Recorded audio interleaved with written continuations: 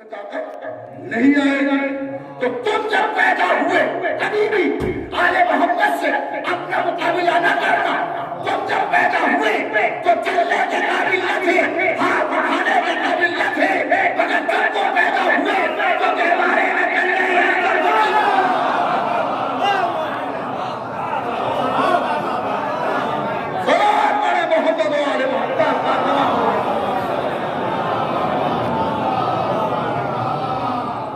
بارے میں کل اصدر کو چیر دیا. حلم نجعل له عینین, کہ کیا ہم نے اس انسان کو آنکھیں نہیں دی؟ دو آنکھیں دی, دو لسانم و شفتین, ہم نے زبان دی ہے اور اسے ہونٹ دیے ہیں. ہونٹوں کا بھی خدا نے ذکر کیا ہے.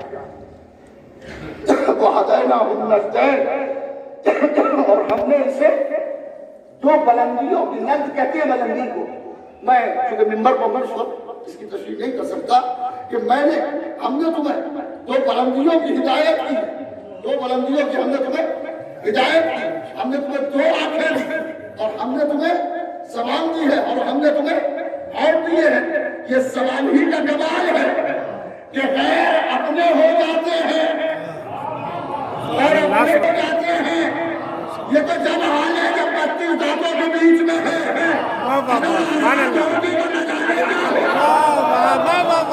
جس طرح سے ٹیڑھا چلتی آنکھ دبا دیتا ہے, بالکل ایسے ہی جب آدمی غلط بولتا ہے تو رشتے دار کا دم اٹھا چکا. صلوات پڑھے محمد والے. اللہم صلی علی محمد. رشتے دار بھائی اگر کھڑا ہو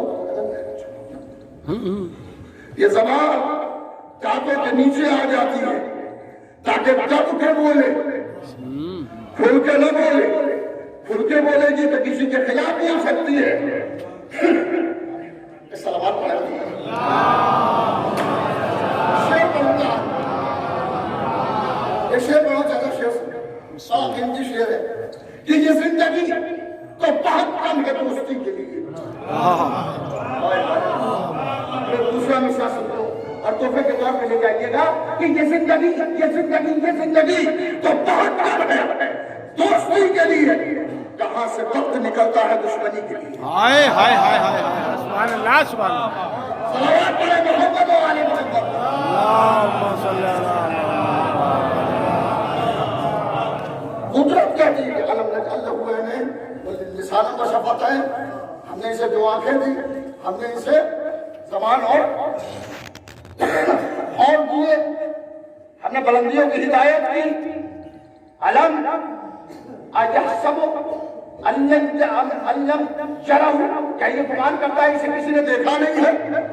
اجحسب علم یقدر علیہ, کیا یہ گمان کرتا ہے کہ اس میں کوئی قدرت نہیں پا سکتا؟ یہ کیا باتیں کر رہا ہے؟ ہم نے قدرت ہمارے ہاتھ میں ہے. ہم اگر چاہیں تو کمزور کو طاقتور بنا دیں اور چاہے تو طاقتور کو کمزور بنا دیں. طاقت بھی ہمارے ہاتھ میں ہے, کمزوری بھی. اور اب آتا ہوں میں اس طرف جہاں سے میں نے شروع کیا تھا.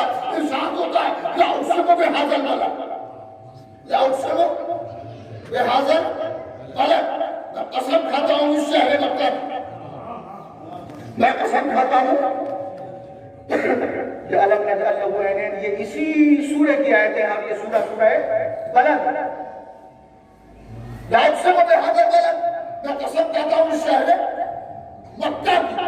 وانت حل بہذا البلد, اور اس حال میں قسم کھا رہا ہوں کہ تم اس شہر میں ہو, کہ میرے رسول تم اس شہر میں ہو. اور اب قسم کھاتا ہے کہ والد وما ولد, ایک باپ کی قسم اور ایک بیٹے کی قسم. تو والد وما ولد, ایک باپ کی قسم اور ایک بیٹے کی قسم. مفسرین نے لکھا کہ باپ سے اولاد آدم ہے اور اولاد غلط سے مراد کیا ہے؟ اولاد آدم ہے. غلط سے مراد اولاد آدم ہے. میں کہتا ہوں کہ اگر وہ دو مراد تھے جو ان کے اپنے بیٹے تھے تو ایک تو قتل ہو گیا اور ایک قاتل بن گیا, تو ان دو کی تو قسم کھانے سے رہا اور نہ ہی پوری دنیا کی قسم کھائے گا. सलावत पढ़े मोहम्मद वाले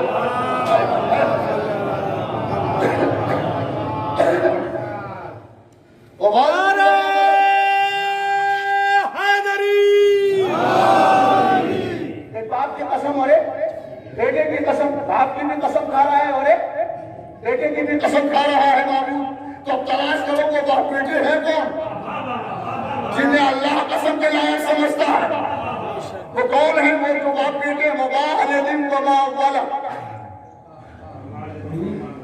बाप की कसम और बेटे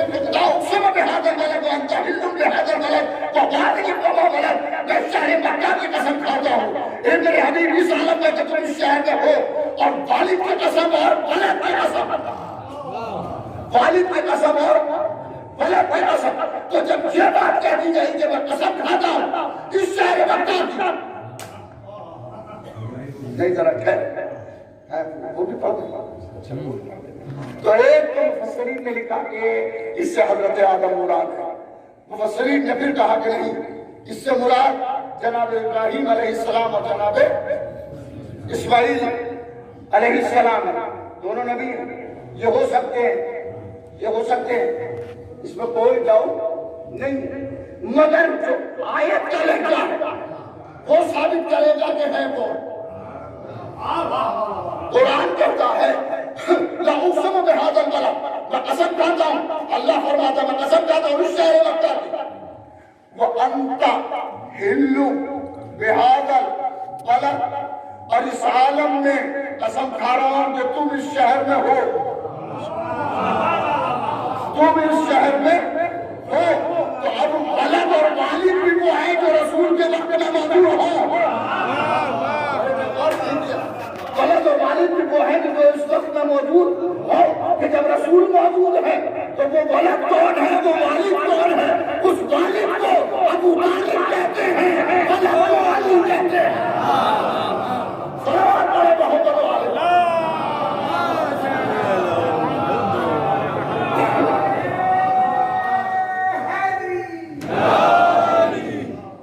मैं कसम खाता हूँ इस शहर मक्का की, इस शहर मक्का की कसम खाता हूँ। कौन सा शहर मक्का? जिसमें अल्लाह का घर है। आंखें दी हैं अल्लाह ने इसीलिए कि उसके घर की ज़ियारत करो, आंखें दी हैं अल्लाह ने इसीलिए कि उसकी किताब को पढ़ो, आंखें दी हैं इसीलिए अल्लाह ने कि उसके कानून पर देख के अमल करो, ज़बान दी है अल्लाह ने कि उसकी किताब कुरान की तिलावत करो, और दी है अल्लाह ने ताकि खूबसूरत अंदाज में तिलावत करो, उसकी खूबसूरत अंदाज में अल्लाह की किताब की तिलावत करो। इब्राहीम अलैहिस्सलाम ये कसम खा सकता है और जनाब इब्राहीम और इस्माइल दोनों की कसम खा सकता है। यकीनन वो बड़ी शख्सियतें, बुजुर्ग तरीन शख्सियतें थी। एक वो था जिसने कुर्बानी पेश की, खलील बना, और एक वो था जिसकी कुर्बानी हुई तो ज़बीह बना। ज़बीहुल्लाह जनाब इस्माइल को कहा जाता है। आज जुमे का दिन है और जुमे के बाद मजलिस के बाद जुमा होगा, 12:35 बाज़ार यहाँ हो जाती है। हम ये देख रहे हैं कि बहुत दिनों से अमवात का तादा मचा होता है। एक का सोयम, एक का 40 माह, एक का सोयम, एक का 40 माह। इस पर मैंने सोचा एक बार और भी इस पर सोचा था कि जब ये सिलसिला हमारे यहाँ चल रहा था, और ये बात मैंने सोलस में भी कही थी कि मौतें ज्यादा हो रही हैं, ये काम करो। हमारे यहाँ जब अमवात के से में सिलसिला बढ़ा तो मैंने मौलवी कमर सुल्तान साहब और मौलाना मसूद साहब से दोनों से कहा कि आज जुमे के बाद दुआए तवस्सुल हो। मौलवी कमर सुल्तान साहब ने दुआ पढ़ी और हम सब रो रहे थे, पूरी मस्जिद में जितने लोग थे रो रहे थे। अल्लाह ने मुश्किल को आसान किया और दुआ को कबूल किया, और बहुत ज़माने तक, तकरीबन 1.5 साल तक किसी का इंतकाल नहीं। آج جمعہ ہے، میں پھر یہ کوشش کروں گا کہ دعائے توسل پڑھی جائے۔ دعائے توسل وسیلہ ہے اہل بیت، ان کے وسیلے سے دعا مانگی جاتی ہے، خدا ان کے وسیلے سے دعا قبول کرتا ہے۔ آپ ذرا جمعے میں رہیے گا، جمعے میں آج انشاءاللہ دعائے توسل پڑھی جائے۔ اسماعیل ذبیح اللہ کا خلیل جناب ابراہیم علیہ السلام جناب اسماعیل کو لے کے چلے ہیں ذبح کرنے کے لیے،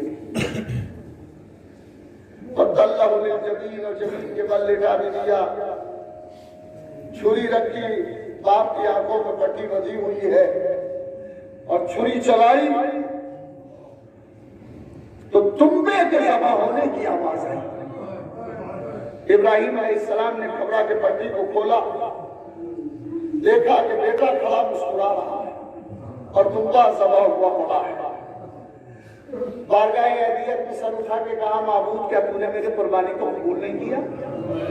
آواز آئی، ارے ابراہیم تم نے تو اپنے صداق کو سچ کر دکھایا،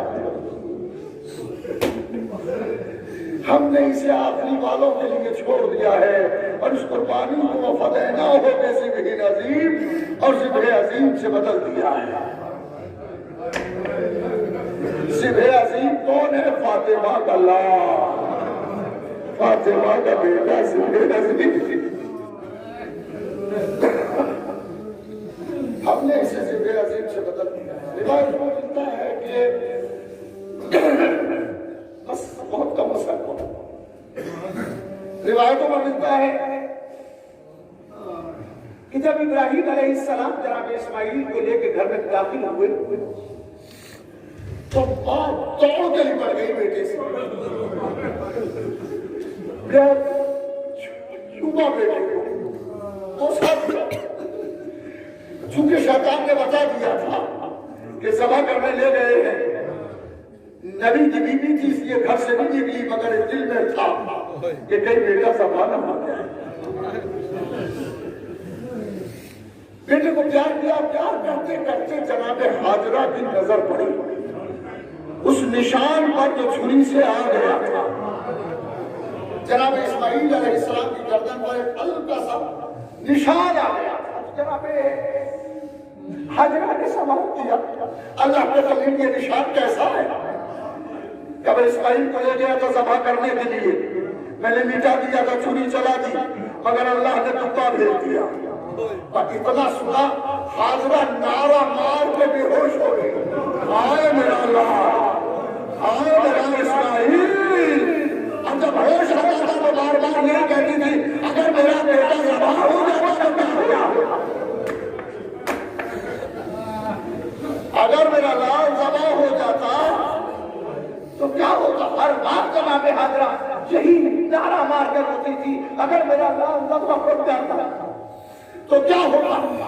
تاریخ کا بیان ہے، روایتوں کا بیان ہے، تاریخ کا بیان یہ ہے کہ اس واقعے میں پرسا دینے آئے ہو، چاہے چننے کو پرسا دینے آئے ہو، عمران کو پرسا دینے آئے ہو، عمران کے بھائیوں کو پرسا دینے آئے ہو، ارے ذرا غور تو کرو کہ کربلا میں فاطمہ کا لال اکیلا ہے۔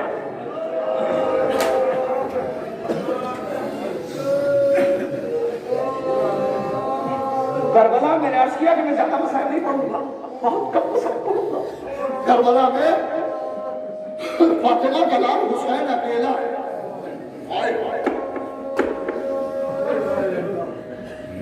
پرسوں جب جنازہ اٹھا تو جنازے میں شرکت کرنے والے کتنے تھے؟ ایک بڑی تعداد تھی جنازے میں شرکت کرنے والے، اور جو سن آتا مجھے کہتا ہائے جوان بچہ مر گیا، ہائے جوان بچہ مر گیا۔ بے شک ماں باپ کو بڑا صدمہ ہے، دادا دادی کو بڑا صدمہ ہوگا، ارے مگر ذرا کربلا چل کے دیکھیں، آپ کے ہم نے شریک ہونے کے لیے آج بھی اتنے لوگ آ گئے، ہائے فاطمہ کا لال، اس سے کسی نے نہ کہا ہائے اکبر۔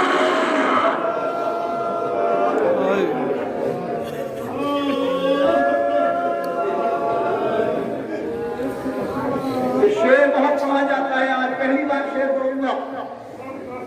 مین انیس رحمت اللہ علیہ کا شعر ہے کہ عباس مر گئے علی اکبر جدا ہوا، عباس مر گئے علی اکبر جدا ہوا، ہم سے کسی نے یہ بھی نہ پوچھا کہ کیا ہوا؟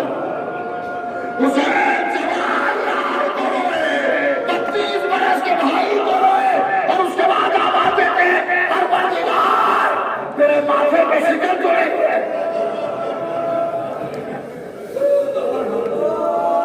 بیٹے کا دام بڑا دام ہوتا ہے، بیٹے کا دام بڑا دام ہوتا ہے۔ باپ کس طرح سے خود کو سنبھالے گا، ماں کس طرح سے خود کو سنبھالے گی، مگر کربلا میں ذہن میں رکھنا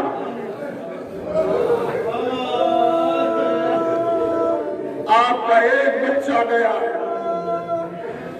یہ خدمت جناب علی اکبر میں پہنچ گیا، مگر حسین کا بھرا گھر اجڑ گیا، حسین علیہ السلام کا بھرا گھر اجڑ گیا۔ یہ شعر پڑھنے جا رہا ہوں، 16 جعفری کا شعر ہے، شعر نہیں ہے مصائب ہے، مرثیہ ہے میرا۔ شعلہ کہتے ہیں کہ ہو جائے گا تجھے بھی مجھے سر سے کربلا، ہو جائے گا تجھے بھی مجھے سر سے کربلا، تنہا کسی عزیز کی میت اٹھا دے دے۔ ارے فاطمہ کا لحاظ ایک لاش کو لاتا تھا، ایک لاش کو پتھر میں لے جاتا تھا، اور آواز دیتا تھا جانے والوں ہم بھی آ رہے ہیں۔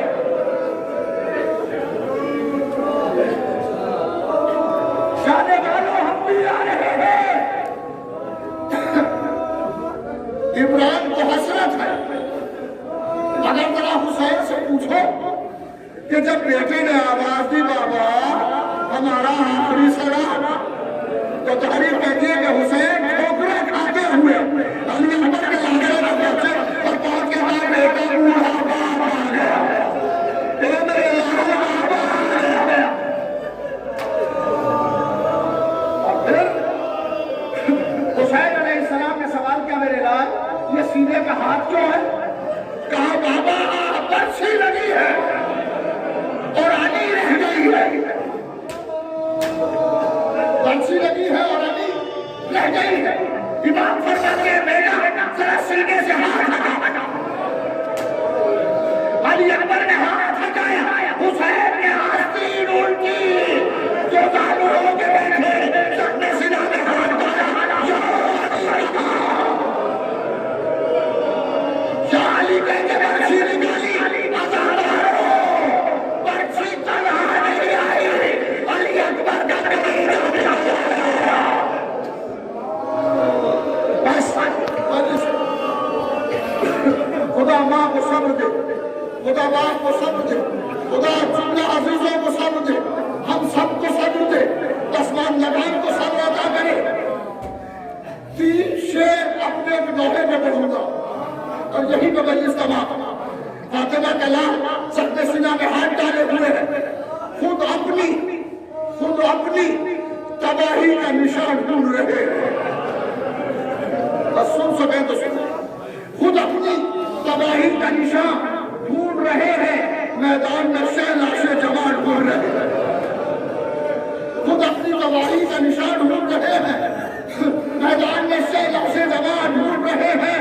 ٹھوکر کبھی لگتی ہے تو گر پڑتے ہیں شبیر، اٹھتے ہیں تو پھر راہ کے جا ڈھونڈ،